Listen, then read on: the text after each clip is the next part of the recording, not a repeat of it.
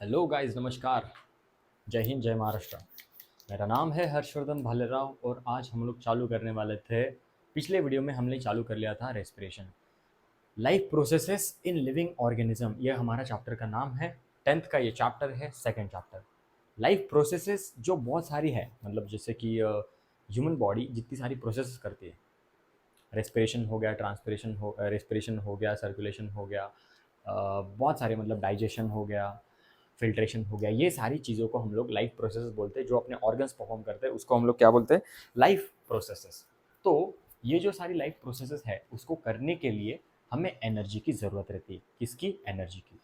और ये energy generation generation का काम बहुत ही माइक्रो लेवल पे होता है, इन द सेल।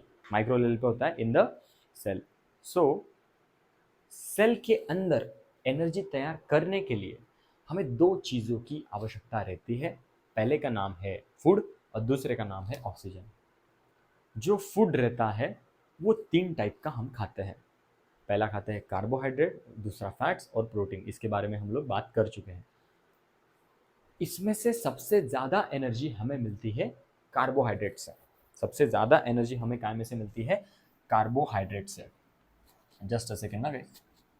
ओके, सो मेरा पॉइंट ये था कि हमें एनर्जी सेल तैयार करती है। कौन तैयार करती है? सेल तैयार करती है। ये सेल है। ये क्या करती है? उसके प्रॉपर फंक्शनिंग के लिए, जैसे किडनी है, उसके किडनी के जो छोटे छोटे सेल्स रहते हैं, जो बेसिक यूनिट रहते हैं, फंडामेंटल यूनिट, उसका किडनी का फंडामेंटल यूनिट क्या है? किडनी की सेल्स क्या है? नेफ्रॉन। एक नेफ्रॉन रहता है। तो वो नेफ्रॉन सेल का काम क्या है? ब्लड को फिल्टर करना। वो फिल्टर करने के लिए उसको क्या चाहिए गाइस? फूड चाहिए। और क्या चाहिए? ऑक्सीजन। और फूड कौन सी फॉर्म में चाहिए उसको? फूड चाहिए कार्बोहाइड्रेट, फैट्स एंड प्रोटीन। लेकिन सबसे ज़्यादा एनर्जी कैसे मिलती है? कार्बोहाइड्रेट से। कार्बो तो हम लोग कार्ब से देखते हैं। तो कार्बोहाइड्रेट से मिलती है। और ये ऑक्सीजन उसको क्या करता है? वो कार्बोहाइड्रेट जो अंदर जाता है, ग्लूकोज मॉलिक्यूल जो अंदर जाता है, carbohydrate is nothing but a glucose molecule. उसको ब्रोक डाउन करते हैं, हमें कौन सा मिलता है? ग्लूकोज।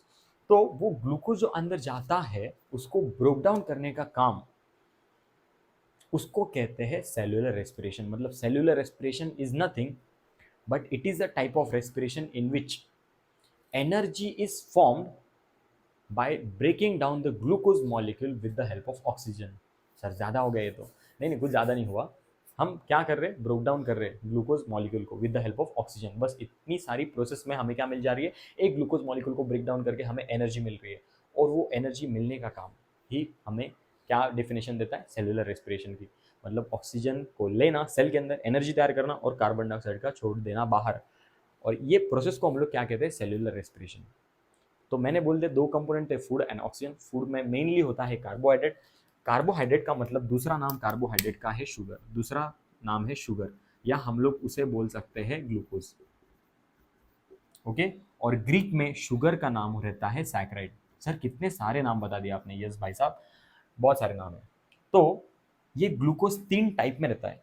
ये सैकराइड तीन टाइप में रहता है। एक रहता है पॉलीसैकराइड, मतलब बहुत सारे नंबर ऑफ ग्लूकोज चैन। जो हम लोग निवाला खाते हैं तो उसमें बहुत सारे नंबर ऑफ ग्लूकोज चैन रहते हैं। वो जब हम खाते हैं तब वो पॉलीसैकराइड के रूप में रहता है। जब हमारे पेट में जाता है, थोड़ा सा ब्रोक डाउन होता है, तब वो रहता है वो डाइसैकराइड। डाई मतलब क्या? दो। मोनो, डाई, ट्राई, टेट्रा, पेंटा, हेक्सा, हेप्टा, ये सारे साइंटिफिक नाम है। पॉली मतलब बहुत सारे, डाई मतलब दो। तो वो जो पेट में ग्लूकोज का मॉलिक्यूल कार्बोहाइड्रेट जाता है तो वो इन द टू टू के चेन में टूट जाता है। उसको ही हम लोग क्या बोलते हैं? डाइसैकराइड। ओके। और तीसरा रहता है मोनोसैकराइड। मोनोसैकराइड। तो मोनोसैकराइड हमारे लिए इंपॉर्टेंट है। मोनो मतलब क्या? एक। मतलब एक ग्लूकोज मॉलिक्यूल। सर ये जो फूड अंदर जाएगा, फूड नहीं रहेगा, ये मोनोसैकराइड रहेगा। क्या रहेगा? मोनोसैकराइड। मतलब ग्लूकोज का एक मॉलिक्यूल रहेगा। वो ग्लूकोज का एक मॉलिक्यूल मतलब क्या? C6H12O6 का एक मॉलिक्यूल। तो वो एक मॉलिक्यूल को हमको ब्रेक डाउन करना है, एनर्जी गेन करनी और कार्बन डाइऑक्साइड छोड़ देना है। इसी प्रोसेस को हम लोग कहेंगे सेल्यूलर रेस्पिरेशन। तो चलिए देखते हैं सेलुलर रेस्पिरेशन के बारे में। सेलुलर रेस्पिरेशन क्या है, ये सारी चीज़ें हम लोग आज समझ ही लेते हैं। मेरे जो वीडियोस लेक्चर है, आपको वो वीडियो लेक्चर में बुकिश लैंग्वेज नहीं मिलेगी। मतलब मैं book to book, line to line read करके आपको नहीं बताऊंगा। कंसेप्चुअल क्लैरिटी देने की कोशिश करूंगा। तो हम लोग देखते हैं सेलुलर रेस्पिरेशन। Cellular respiration. मतलब दो टाइप के रेस्पिरेशन रहते हैं, एक बॉडी लेवल पे और एक सेल्यूलर लेवल पे। बॉडी लेवल पे मतलब इन्वायरमेंट से अपन सांस अंदर लेते हैं और कार्बन डाइऑक्साइड इन्वायरमेंट में छोड़ देते हैं, बस इतना। लेकिन वो अंदर ऑक्सीजन जाने के बाद कार्बन डाइऑक्साइड जब बाहर आता है तो वो कैसे आता है, इसको हम कहते हैं सेल्यूलर रेस्पिरेशन। ये 3 स्टेजेस में होता है। कितने? 3 स्टेजेस। उसकी 3 स्टेजेस कौन कौन सी है? उसकी 3 स्टेजेस है सर, उसकी 3 स्टेज है। पहली तो है ग्लाइकोलिसिस, ग्लाइकोलिसिस। दूसरी है सर TCA, उसको ही हम लोग बोलते हैं क्रेब्स साइकिल। सर क्या क्या नाम बोल रहे हैं आप? हाँ मेरे भाई इतना ही है। TCA मतलब क्या? Try carboxylic acid cycle. और तीसरा है ETC, electron transfer chain reaction. Glycolysis मतलब जो सेल के अंदर ग्लूकोज के एक मॉलिक्यूल को, मोनोसैकेराइड को ब्रोक डाउन करके एनर्जी फॉर्मेशन की प्रोसेस है, वो 3 स्टेजेस में होती है। वो कौन सी स्टेजेस में होती है? वो जो प्रोसेस है वो कौन सी स्टेजेस में होती है? 3 स्टेजेस में होती है। 3 स्टेजेस कौन कौन सी? पहली ग्लाइकोलिसिस, TCA और क्रेब्स साइकिल, इसको TCA और क्रेब्स साइकिल, और रहता है ETC, electron transfer chain reaction. I getting my point? तो हम लोग तीनों चीजें एक एक करके पढ़ेंगे। हम लोग पहले देखते हैं ग्लाइकोलिसिस। देखिए मैंने पहले से ही बोल के रखा आपको कि बायोलॉजी होने दो या साइंस होने दो, we should have broke the word. आपको वर्ड को ब्रोक करना पड़ेगा। ग्लाइको मतलब, समझ रहा है सर कि ग्लाइको मतलब क्या है? ग्लूकोज है। ग्लाइको मतलब क्या है? ग्लूकोज है। और लिसिस का मतलब रहता है उसको ब्रेक डाउन करना या सिंथेसिस करना, उससे कुछ तो भी निकालना, लिसिस। तो ग्लूकोज को ब्रोक डाउन करना है। और हमारी सेल में, ये सेल में ग्लूकोज जो पहुंचता है वो काय में पहुंचता है? मोनोसैकेराइड। तो मोनोसैकेराइड मतलब क्या? एक ग्लूकोज का मॉलिक्यूल C6H12O6। तो वो एक ग्लूकोज का मॉलिक्यूल क्या रहता है? C6H12O6। ये जो तीनों कंपोनेंट हैं, इससे हमें कार्बन को अलग करते हैं। हम क्या करते हैं? ग्लाइकोलिसिस प्रोसेस आप देख रहे हैं। Glycolysis process is nothing but oxidation of glucose. अभी सर ये नया टर्म क्या बोल दिया आपने? Oxidation of glucose. Oxidation of glucose मतलब किसी भी चीज को अगर आप ऑक्सीजन के साथ रिएक्ट करवा दे, उस प्रोसेस को हम लोग बोलते हैं ऑक्सीडेशन ऑफ दैट टाइप। और ग्लूकोज को अगर ऑक्सीजन के साथ मिला दे तो वो क्या हो जाएगा? Oxidation of glucose. तो नथिंग बट सेल्यूलर रेस्पिरेशन में जो पहली टाइप है glycolysis, it is nothing but oxidation of glucose molecule. हम क्या करेंगे? ग्लूकोज के एक मॉलिक्यूल को ऑक्सीजन के साथ मिला देंगे और वो ऑक्सीजन क्या करेगा? उसको ब्रोक डाउन करेगा। ये सेल थी, सेल के अंदर पहले गया एक मॉलिक्यूल C6H12O6। तो वो जो कार्बन था ना, वो कार्बन 6 के बॉन्ड में था। 1 2 3 4 5, 3 और 2 5 और एक 6। ये 6 की बॉन्ड में था मेरा कार्बन। ये 6 की बॉन्ड में था मेरा कार्बन। Just a second. ये C6H12O6 में मुझे कार्बन को ब्रोक डाउन किया मैंने, 2 3 4 5 6, 3 3 के इसमें मैंने कार्बन को क्या ब्रोक डाउन किया? मैंने नहीं किया, with the help of oxygen. Glucose broke down with the help of oxygen. तो ऑक्सीजन ने क्या किया? इन 3 को बाजू में किया और इन 3 को बाजू में किया। ये 3 मिल के मुझे एक पायरुविक एसिड देते हैं। क्या देते हैं? Pyruvic acid. तो मेरे पास कितने एसिड हो गए? ये एक हो गया और एक 2 हो गए। मतलब मेरे पास एक कार्बन को 3 3 के भाग में, 3 3 के पार्ट में डिवाइड करके मुझे क्या मिला? 2 पायरुविक एसिड मिले। गाइस सिंपल है बहुत कि ये ब्रोकडाउन में ही, ये ग्लूकोज के ब्रोकडाउन में ही हमें एनर्जी मिली है। मतलब ये ग्लूकोज था और ये बन गया पायरुविक एसिड। तो ये ग्लूकोज का पायरुविक एसिड बनने की प्रोसेस को ही हम लोग क्या बोलते हैं? ग्लाइकोलिसिस।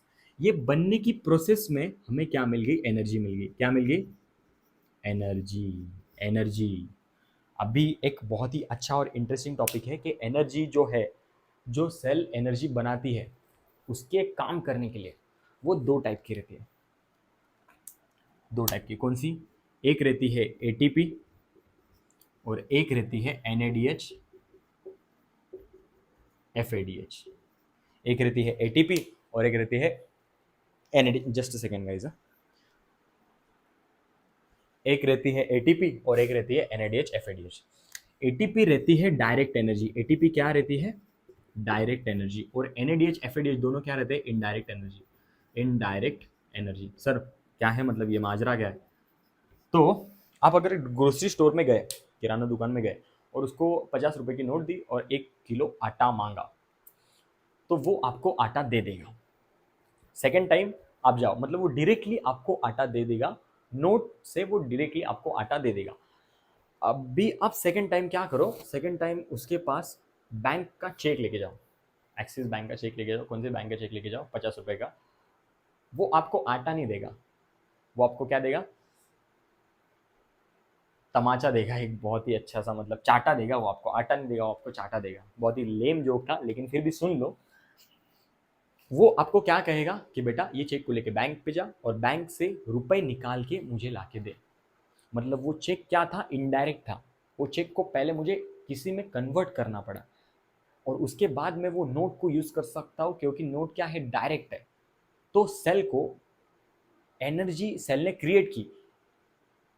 क्यों क्यों क्रिएट की? क्योंकि उसको काम करना है ना, सेल को क्या करना है, काम करना है। सेल को क्या करना है, काम करना है। सेल ने एनर्जी क्रिएट की।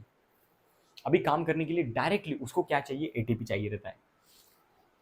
एनएडीएच एफएडीएच भी चाहिए रहता है, वो एनएडीएच एफएडीएच तैयार करती भी है, लेकिन जब सेल को भागना रहता है, कुछ काम करना रहता है, तो वो एनएडीएच एफएडीएच के पास जाएगी और एनएडीएच एफएडीएच को कन्वर्ट करेगी एटीपी में, और फिर एटीपी यूज होगा। ये दो टाइप की एनर्जीज, हमें एटीपी हो गया, एनएडीएच एफएडीएच हो गया। सो सर, ग्लाइकोलिसिस प्रोसेस में एनर्जी तैयार होती है क्या? यस बेटा, ग्लाइकोलिसिस प्रोसेस मतलब क्या, ग्लूकोज को ब्रेक डाउन करके एनर्जी प्रोड्यूस करना। सो कितना एटीपी, कितना एनएडीएच एफएडीएच मिलता है, चलो लिख लो। देखो बेटा, 2 एटीपी मिलते हैं ग्लाइकोलिसिस में। कितने एटीपी मिलते हैं? 2 एटीपी मिलते हैं। और 2 एनएडीएच मिलते हैं, 2 एनएडीएच। एक और बात, एक एनएडीएच का जो मॉलिक्यूल है वो आपको कितना देगा, 3 एटीपी देगा। कितना? 3 एनर्जी की सिंबल है, 3 एटीपी देगा। और एक एफएडीएच का जो मॉलिक्यूल है, एफएडीएच का मॉलिक्यूल, वो आपको कितने एटीपी देगा, 2 एटीपी। ये 2 देगा और ये 3 देगा। तो एनएडीएच के, हमें एनएडीएच 2 मिले, हमें कितने मिले, एनएडीएच 2 मिले। तो मतलब टोटल एटीपी कितने मिले, हमें 2 अगर मिले तो एक एनएडीएच कितने एटीपी देता है, 3 एटीपी। तो हमें 2 मिले, सो 3 × 2, हमें 2 एनएडीएच मिले, लेकिन एटीपी कितने मिले, 6 एटीपी मिले। तो ये हो गए 2 एटीपी, ये हो गए 6 एटीपी। एफएडीएच हमको नहीं मिला यहाँ पे, और हमें मिला 2H2O। मतलब ग्लाइकोलिसिस की प्रोसेस में, ग्लाइकोलिसिस की प्रोसेस में हमें क्या क्या मिला, हम लोग नोट डाउन कर लेते हैं। सर हमें मिला 2 एटीपी, यस बॉयज। हमें मिला 2 एनएडीएच, यस बॉयज। और हमें मिला 2H2O, हमें मिला 2H2O। एक एनएडीएच हमें देता है 3 एटीपी। तो हमें टोटल कितने एटीपी मिले सर, इसके पास से हमें मिले 6 एटीपी और ये थे 2 एटीपी। तो हमें डायरेक्ट एनर्जीज कितनी मिली ग्लाइकोलिसिस से, हमें डायरेक्ट एनर्जी मिली है 8 एटीपी। डायरेक्ट एनर्जीज कितनी मिली, 8 एटीपी की एनर्जी तो मिली है। ग्लूकोज को ब्रेक डाउन करके एनर्जी तो मिल गई। सो ये प्रोसेस के बारे में पहली स्टेज हो गई है सिर्फ एनर्जी लेवल की, जिधर हमें 8 एटीपी मिले, कुछ तो भी मिला। ATP is nothing but currency, मतलब energy currency of the body. अभी हम कुछ लाइंस पे बात कर लेते हैं। Glycolysis is nothing but, it is a cellular respiration, it is a type of cellular respiration. अब ये लिख लेना, it is a type of cellular respiration in which energy is produced by breaking down molecule of glucose with the help of oxygen, and we get total amount 8 ATP।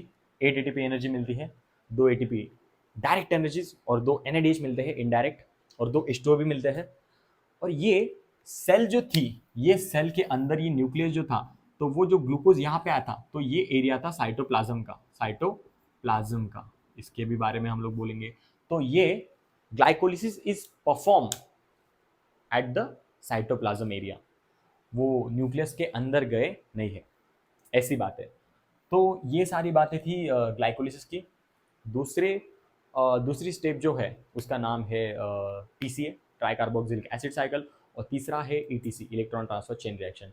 ये हम लोग आने वाली next video में देखेंगे। बस आज के लिए इतना ही। और ये पायरुविक एसिड जो है आगे कैसे कन्वर्ट होते हैं, ये हम लोग नेक्स्ट वीडियो में देखेंगे। सो इसी वीडियो के साथ आपको कंसेप्चुअल क्लैरिटी देते हुए और बुकिश लैंग्वेज प्रोवाइड ना करते हुए थैंक यू, धन्यवाद। लाइक कीजिए, मेरे चैनल को सब्सक्राइब कीजिए, और ऐसे ही मेरे साथ बने रहिए और आपकी NCERT की, स्टेट बोर्ड की 8, 9, 10th, 11th, 12th की जर्नी एंजॉय कीजिए। मैं धीरे धीरे सारी वीडियोस साइंस की डालते जाऊंगा और आपकी मदद से हम सारे ग्रो करेंगे।